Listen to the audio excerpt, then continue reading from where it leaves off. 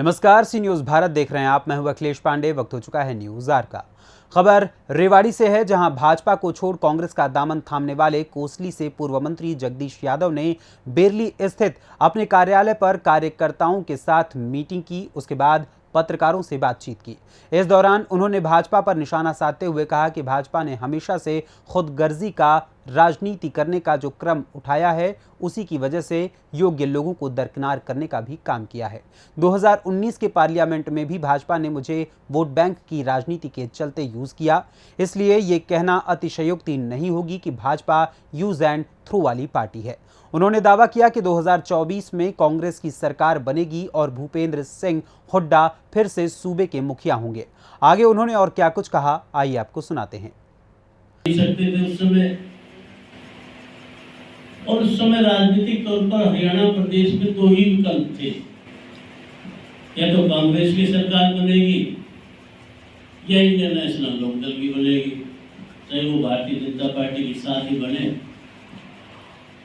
तो विकल्प ही नहीं था। और उस समय जो हमारे मुकाबले में जो भाई चुनाव लड़ते थे वो कांग्रेस में थे, तो ऐसा संयोग बन नहीं पाया। इस बार माहौल आपके पक्ष में है और जिस पार्टी में हम आए हैं उसकी सरकार भी बनने वाली है। मैं तो एक ही बात कहता हूं कि अब हमारा जो लक्ष्य है तो पहले पार्लियामेंट का चुनाव, और हमारा लक्ष्य है कि दीपेंद्र हुड्डा जी को ज़्यादा से ज़्यादा वोटों से इस कोसली विधानसभा क्षेत्र से जिताना। आपके सहयोग से हमने ही हराया, वरना तो दीपेंद्र हुड्डा जी हार नहीं सकते। तो इस बार उस गलती को सुधार करके उतनी ही वोटों से दीपेंद्र जी को जिता के भेजना है, ये हमारा। उसके बाद जब सरकार बनेगी तो निश्चित तौर पर आपका विकास की दृष्टि से आप सबसे आगे रहेंगे। अब जो पार्टी के आदमी हैं सभी मिलकर के गाँव में काम करें। अब ये नहीं है कि वो पहले कहाँ था, कौन कहाँ था, अब सब एक होकर के काम करना है। मनमुटाव बुलाए, क्योंकि जो साथी कांग्रेस को समर्थन देते हैं निश्चित तौर पर हमारे विरोधी रहे हैं किसी समय, इस बात को भूल जाएं आप, और अब सब मिलकर के इस लक्ष्य को हासिल करने में काम करें। और हम आप लोग कुछ कर नहीं पा रहे थे, लेकिन भगवान की कृपा से इस बार एक कॉम्बिनेशन ऐसा बना है कि जिससे जनता की जो आवाज आ रही है वो आवाज ये है कि इस बार कांग्रेस की सरकार हरियाणा प्रदेश में बनने जा रही है। और जब कांग्रेस की सरकार हरियाणा प्रदेश में होगी तो निश्चित तौर पर आपके क्षेत्र का विकास सबसे ज्यादा होगा। आज का कोई विशेष कार्यक्रम नहीं है, तो हर इतवार को ही आते हैं सभी साथी मिलने के लिए। अब ये है आज का विशेष इसलिए है कि हमने 27 तारीख को कांग्रेस ज्वाइन की है, तो इस वजह से लोगों में उत्साह है। सर, भाजपा छोड़कर कांग्रेस ज्वाइन क्यों किया? भाजपा में मैं 4 साल से था। भाजपा में कोई काम हो नहीं पाए, भाजपा ने कोई विशेष महत्व दिया नहीं। भाजपा यूज एंड थ्रो की पार्टी है, तो किसी का इस्तेमाल करके और उसको भूल जाती है। जब उनको आवश्यकता थी पार्लियामेंट का जब चुनाव था, अपने उम्मीदवार को जितवाने के लिए उन्होंने हमसे समर्थन लिया था, तो हमने उनको जिता दिया। 75,000 की लीड दिलाई कोसली की जनता ने। उसके बाद वो भूल गए, उन्होंने कभी रिकॉग्नाइज नहीं किया कि ये जिताने वाले कौन हैं, इनको महत्व दिया जाए, इस इलाके को महत्व दिया जाए, तो वो भूल गए। उसके बाद हमने विधायक भी बना दिया, टिकट काट दी हमारी, उसके बावजूद भी हमने उनको समर्थन दिया। कोसली का विधायक, अटीली का विधायक, उनको सबको समर्थन देकर हमने जिताने का काम किया। तो 4 साल में उन्होंने कोई भी इलाके की तरफ देखा नहीं, ना कोई महत्व दिया, इसलिए हमें ये फैसला लेना पड़ा। क्या कांग्रेस की बात करें, अब आने वाले चुनाव में 2024 में क्या कांग्रेस भी आपको टिकट दे पाएगी? देखो, हमारा काम है जनता की सेवा करना।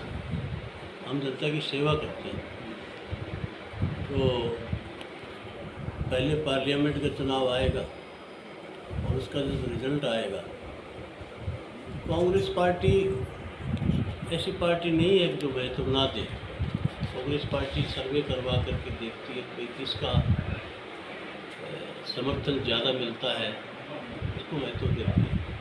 अब देखो, आप कांग्रेस में इलाके में सभी विधायक, पूर्व विधायक बैठे हैं, सब उनको पूरा महत्व दिया जाता है।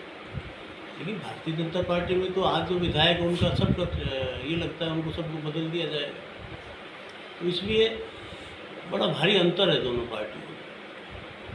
ये यूज एंड थ्रो का मामला नहीं है कांग्रेस में। राव इंद्रजीत के भतीजे का कहना है, राव इंद्रजीत के भतीजे अर्जुन राव का, कि रामपुरा के सहयोग बिना कोई टिकट ले नहीं सकता। अर्जुन तो बच्चा है, उसको इतना ज्ञान नहीं है, वो उसके बारे में तो मैं क्या कहूँ। लेकिन ऐसा है कि ये सब किस्मत का खेल है, काम करते हैं, कुछ समय पर नहीं मिल पाता।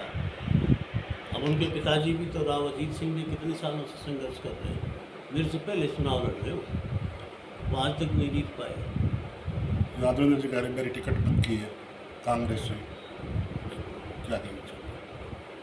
यादवेंद्र जी तो ये कहेंगे, कोई बात नहीं, वो ठीक कह रहे हैं, वो क्योंकि वो पहले से कांग्रेस में है, वो गलत थोड़ी कह रहे हैं। एक सवाल सर ये है, अब यादवेंद्र जी कह रहे हैं कि 5 साल में से 4 बारी जीते हैं जगदीश यादव। हाँ, ठीक कह रहे हो, ये तो मैं खुद कह रहा हूँ।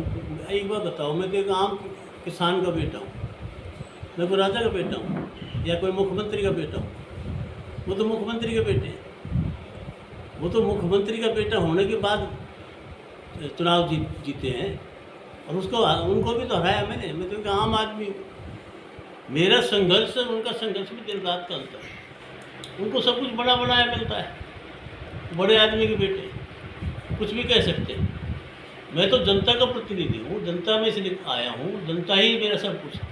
सर, विधायक लक्ष्मण जी कहना है कि पहले चुनाव 2019 चुनाव में भाजपा का साथ नहीं दिया, कांग्रेस का दिया था, तो कांग्रेस में तो जानी थी। देखो, ऐसा है कि ये तो सारी जनता जानती किसका साथ दिया था, किसका नहीं दिया। ये कह करके तो वो जनता का एक तरह से अपमान कर रहे हैं कि जिन्होंने उसको बनाया है, और उनका अगर ये कहते हैं कि उन्होंने मेरा साथ नहीं दिया, तो उसका अपमान है जनता का। आगे की क्या रणनीति रहेगी सर आपकी? आगे की रणनीति मैंने अभी बताई है कि हमने पार्टी के लिए काम करना है, सबको एकजुट होकर के कांग्रेस को मजबूत करना है। हरियाणा ये से रोहतक लोकसभा क्षेत्र से देवेंद्र हुड्डा जी को सांसद बनाना है, और हरियाणा प्रदेश में भूपेंद्र सिंह हुड्डा के नेतृत्व में कांग्रेस की सरकार बनाना है। विधायक का कहना है लक्ष्मण जी का कि भाजपा का कोई प्रभाव नहीं पड़ेगा, चाहे कांग्रेस में जाए किसी को। लक्ष्मण जी की बताओ क्या बात? लक्ष्मण सिंह इंद्रजीत के ही नहीं, वो तो मेरे क्या होंगे? ऐसा बताओ आप, इंद्रजीत का ही वो नहीं है तो मेरा कहाँ से होगा? मेरी कैसे कहेगा कि मैंने समर्थन दिया? राव इंद्रजीत सिंह ने बनाया ना उसको, टिकट दिलाई, वो उनका ही नहीं हुआ तो मेरा क्या होगा? 2024 को किस नज़रिए से देखते? 2024 में बहुत बड़ा बदलाव आने जा रहा है।